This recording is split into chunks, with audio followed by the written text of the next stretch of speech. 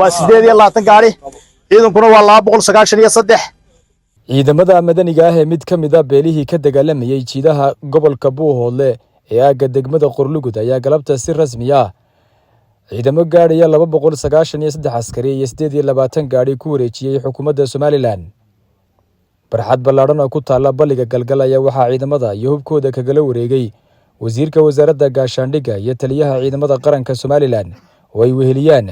wasiirka wasaaradda gaadiidka iyo horumarinta jidadka iyo wasiir ku-xigeenka tiknoolajiyadda Chief Caaqilka guud ee beelaha ciidankaasi wareejinayay Chief Caaqil Cabdirasaaq Chief Caaqil Caydiid odayaal waxgaradka beesha iyo mas'uuliyiin ay ka mid ahaayeen xildhibaan Jamaal Cali Aadan Jaah iyo sidoo kale gudoomiye ku-xigeenka hay'adda dhawrista tayada Xamse Cabdi Ibraahin iyo xubno kale ayaa ka xog waramay ciidankaasi waxaana ay sidoo kale ku dheeraadeen muhiimadda ay leedahay inay maanta wareejiyaan ciidamadii ay gacanta ku hayeen waxaana halkaasi uga mahadnaqay sidoo kalena ciidankaasi ka gudoomay مسؤولينta ka socotay xukuumadda Somaliland ku soo dhawaada beesha Yuusuf Maxamed ciidankeedii SSB ayaanu idinku wareejin doonaa hadii Ilaahay ka dhigo annaga oo aad iyo aad ugu niyadsan ayaanu idinku soo dhaweynaynaa idinkuna wareejin doonaa maanta oo maalintu ay tahay sabti bishuna ay tahay 27 bishii afraad waxaa loo suurtoobay in ciidankan SSB muddo badan laga shaqeynayay maanta ay gabagaboodii aynu marayno oo aynu ka gudubnay ciidan beeladeed ugu gudubnay ciidan qaran alxamdulillah rabbil caalamiin baan leenahay waxaan leeyahay waa mahad iyo guul soo kordhay qaranka u sugnaatay weeyaan waa munaasabad bilan oo wanaagsan oo qiimo sharaf leh noole waa munaasabad aan oran karno bartii xabadu nagaga socotay ayaa ciidankii nagaga wareegisaan waa ciidan u soo maray halka aad arkaysiin waxa yaala dadkii ka dhinteen ya waalidkood ka dhintay ayaa yaala oo agoontii ka mid tahay taliya waxaan maanta aan kugu wareejinaa ciidan u diyaara oo aan kaaga baahneen training badan waxay soo mareen life bullet training waxay soo mareen ayagoo life ah oo xabadu socoto ayay ku soo tababarteen kumii soo tababarin diig dabci kumii soo tababarin saraakiisha ciidanku wadatay oo dhammaystiran ayaanu halkan kaaga wareejinaynaa maanta ku diyaara ciidanka halkan jooga maanta aan wareejinaynaa ciidanka halkan jooga maanta aan idinku wareejinaynaa waa ciidan ku asaasmay baahi timi oo ku timi Jamhuuriyadda Somaliland ciidankanina waxay ahaayeen ciidankii ka garab dagaalamayay ciidanka qaranka Jamhuuriyadda Somaliland xaqiiqatan ciidankani waxay deganaayeen xerada 17aad oo ah xerada ugu koonaysa aaga ciidanku ay ka dagaalamayaan waxay ciidankani ciidan naftooda u huray inay qaranka Jamhuuriyadda Somaliland ay difaacaan waxaan oran karnaa iyada oo ciidanka maaragtay SSB uu xiriir kala duwan u deganaa waa ciidanka koowaad ama labaad ee ugu dhimashada badnaa qaranka Jamhuuriyadda Somaliland ay qaranka haddana waa ciidan u diyaara inay qarankoodii ay difaacaan oo maaragtay ciidanka qaranka ay ka garab dagaalamaan insha Allah maaragtay ciidankaasi waxay maanta ay diyaar u yihiin in ay ka mid noqdaan ciidanka qaranka oo maaragtay naftooda iyo waqtigoodaba ay maaragtay sida ay hore ugu soo horeen haddana ugu soo horaan beesha Yuusuf Maxamed ku suntan wasiir iyo generaal beeshan maanta Yuusuf Maxamed la yiraahdo waxaan jecelahay inaan minute ka daba geeyo taariikhdeeda kulli warkeedana waa haysaa oo anaga taariikhdeedu Google-ka iyo internet-ka ku jirtaa halgankeegu maaha halgan iminka abuurmay maaha Bashiir baa naga dhashay oo Ingiriisku hor istaagay aadan Suleymaan baa naga dhashay oo Faqash hor istaagay maantana ciidamadii ugu mutidsanaa karaamadooda ku dagaalamay sharafteena ku dagaalamay ee ciidanka Jamhuuriyadda Somaliland ka barbar dagaalamay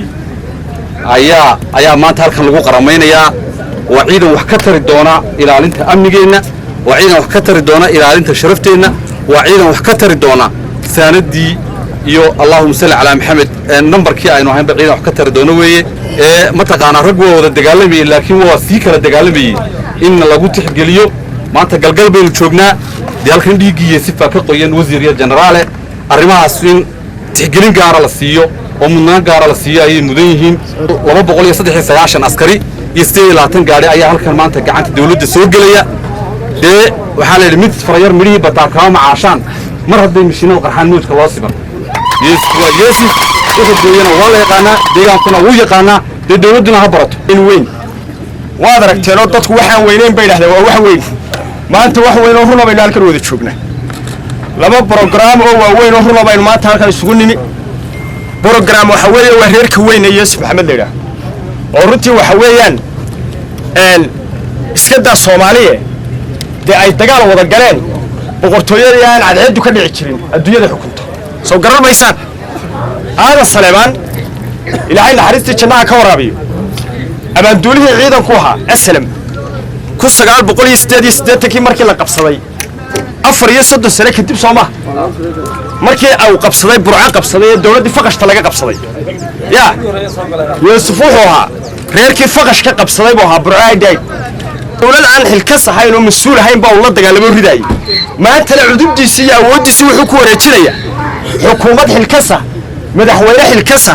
madaxweyne ku xigeen xilkasa wasiirada inta shaqeynaya janaka xilkaska ayaa maanta Yuusuf ku wareejinaya waa laba maalmood kala duwan Soomaa waa laba maalmood kala duwan maanta runtii waxa weeyaan dawladnimada Soomaaliland waxa weeye halkay marayso madaxweynahaasi maanta iyo xukuumadda ku shaqeynaysa programkiisa waxa weeyaan wax weyn culays weyn bay qaadata waa Yuusuf ka dulqaata oo ay habar jecel oo dhan ka dulqaata oo ay garxajis ka dulqaaday G36 oo ay Soomaaliland kale ka dulqaata ciidankaasi iyo baabuurta halka taala dee maaha baryahan dambe kulli hawlo badan bay iska jiray hawlaha shaqo kuma leh waa istikay soo bixi ya difaaci ka soo bixi waa aragtaa inamada markaad sii dhaxmari doontaan musbaar bay leekaday sidii halka ugu jiray waxa weeye oo iyagoo master iyagoo ayaa halka soo galeen taliyo waxaanu doonaynaa inamadaasi markay halka ka soo baxaan inay garbo casaadaan ragga inay garbo casaadaan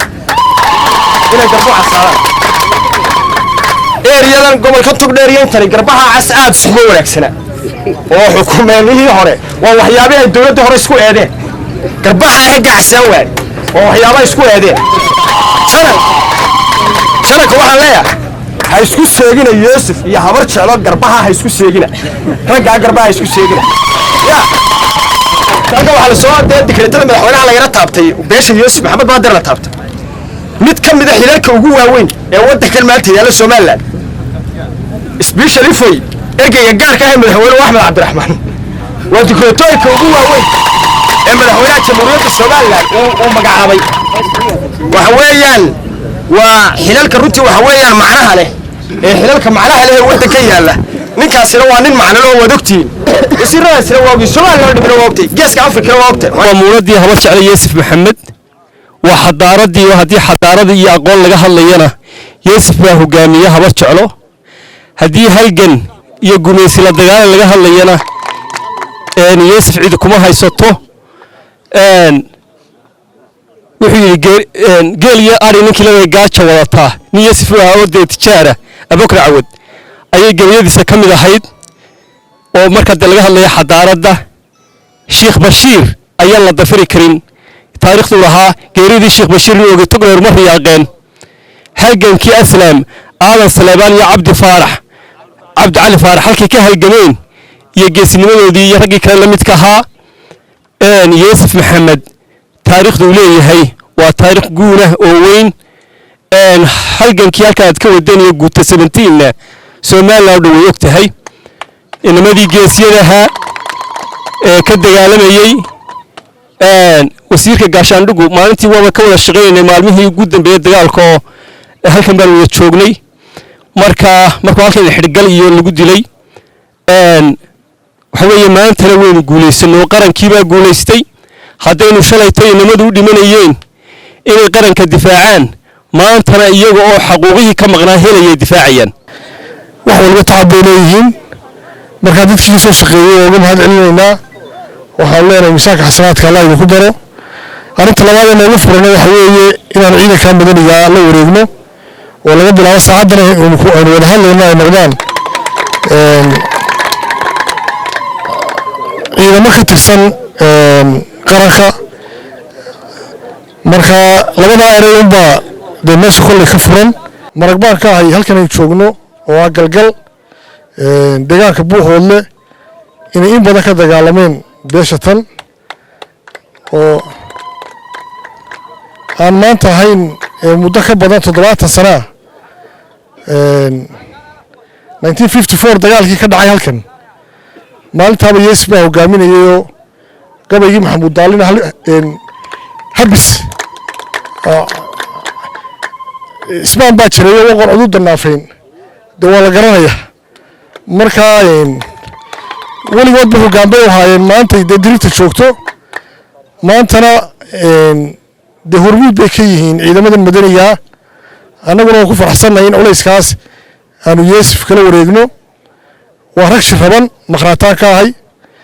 goobjoog baan ahaa Cabdinaasir xirgal maanta halka ku dhintay aan malay meydkiisa gaariga ka rogay gacantayda kaga rogay Maxamed Matan Gabalaax wararka telefishinka caalamiga ee Cable